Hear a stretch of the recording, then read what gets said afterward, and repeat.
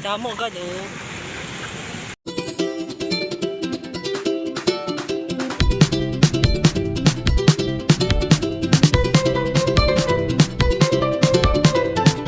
So what's up mga kaburanda? For today's video ay pumunta nga po kami dito sa Barangay San Antonio.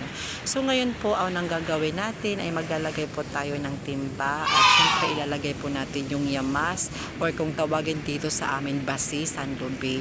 So yan na po, anihimuon nato, maghuhulat na lakit po sin 3 hours hanggang sa kuwaan nato. Kaya bye bye. 3 hours later. So, hello everyone. So, yan na po. Amo nakakadiun amo again. Taan kanina nga. Basi. So, makikita po nato yan kung may holy kit o wara. So,